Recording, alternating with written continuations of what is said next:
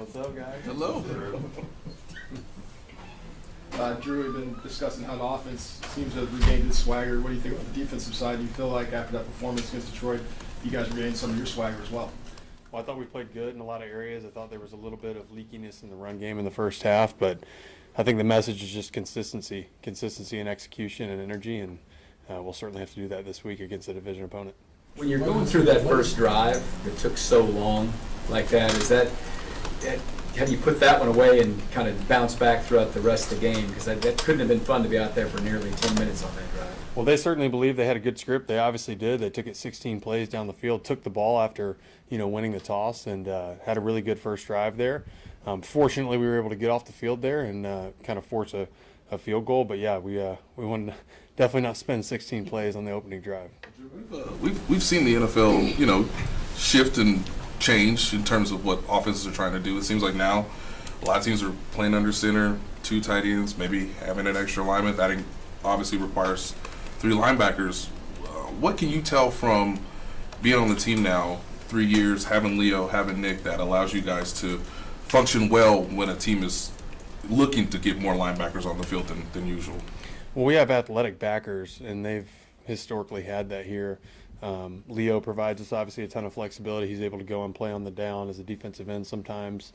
We'll put me on the other edge sometimes. Nick's obviously a great player in the middle, and so we just have a lot of different pieces within the defense that we can move and operate and do different things with. And so when teams are trying to create matchups, that's really all the NFL is. We can present some challenges because we can have guys out there versus zebra, 11 personnel, or we can have base out there versus 12, 13, XL, whatever you want. And so I think the matchup problems are there.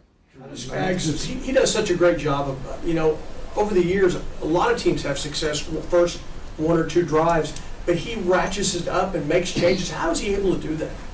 Well, I mean, there's a lot of good offensive coordinators, and teams spend a lot of time on what we call their first 15, and so they're obviously studying our tape, seeing what are the holes, what are the big plays we've given up on defense, and they attack the concepts we do early in that first drive, and then as we see what they're trying to do to us schematically, we're able to make those adjustments on the sideline at halftime, and perform strong down the stretch. But ultimately, we want to come out the gates, executing at a high level. Drew, you mentioned specifically that the Lions took the ball. I mean, the standard procedure now is to defer to try to get what you guys got. Last score and the first score with the half. Did that resonate with the defense? Like, hey, they're not doing what they're supposed to do. This is kind of a, they're kind of sticking it to us, or no, is it just like, hey, we're up first? Well, I mean, I was out there and I was shocked when Jared was like, "We'll take the ball," and I was like, "Okay," and so yeah, you're fired up a little bit. You're going back sideline and said they want the ball. And so we would obviously like to get off the field better. They made a good first drive, but it definitely makes you a little edgy. Okay. You mentioned, Jared, that the play that got called back, the touchdown got called back, that's a pretty obscure rule. Did you know the rule precisely on? So, yeah, if you're under center, you have to, reset. I guess it's like a tight end who maybe is on the ball. The receiver motions over, and maybe the tight end shifts off. Everybody kind of has to reset for a second. And so, yeah, that's part of the rule. You knew it going in, though? I mean, I didn't know the specifics of that, but being under center, I know if you're on the line, you have to reset yourself off the line. But applying to the quarterback, yeah, pound down. Drew, you have a unique perspective on this, kind of being behind them, but how have you seen Omar Norman-Lott and Nachin Giladi grow as the years carried along?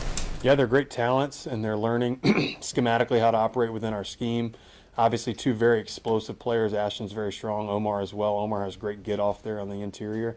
But as they become more knowledgeable in what we're trying to do defensively, they're just going to become bigger and bigger assets for us.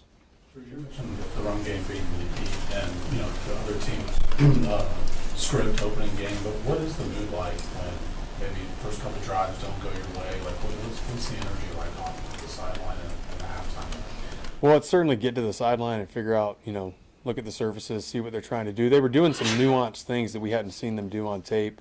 They were putting an XL on the game and then going tackle over with Panay and then running it back to that other side when we'd adjust our front and put everybody over there. And so they were doing some nuanced things that we had not seen on tape, and we just had to make the adjustments there in the second half. How often does that happen where teams are doing stuff that you haven't seen on tape? Well, I mean, teams have their base run game, and then they'll have schematic plays that they draw up each week. And so typically you'll see a handful of those on any given week. Maybe scouting report, they spent some pretty good draft capital getting the running back early. What have you seen from him so far, about a third of the way through his rookie year? Well, he's got incredible contact balance. You see it in that 60-plus yard touchdown run he broke, where he was able to break the leg tackle there, going down the sideline.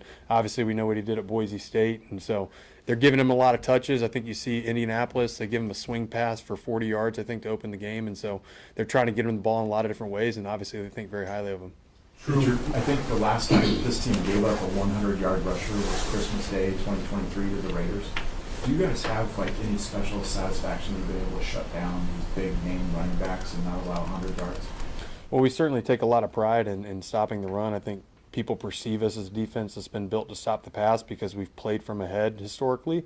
But we certainly take great pride, and that starts with Joe Cullen in our Wednesday run meetings. And so he fires us up, and then we try to carry that energy throughout the week. But it's certainly something we try to take a lot of pride in. And I remember that game. Zamir White had a great game, and we'll have to be better this week.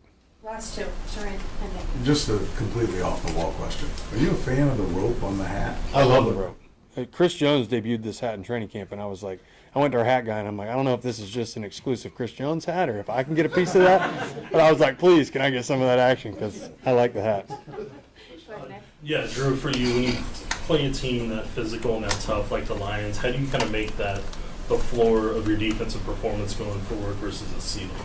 Well, I mean, we want to be playing our best football at the end of the season, not in the middle of the season or in any one given week. Certainly, we know we didn't play our best in Jacksonville the week before, had a 14-0 lead, and weren't able to close the door. And so we were able to play better versus Detroit, and we'll have to play good Sunday afternoon. It's a noon game, the first time we've played in that slot this year, and so that'll present another challenge. But we'll have to come out with a lot of energy and execution to beat a division opponent. Thank you, Drew. Yeah. See you guys.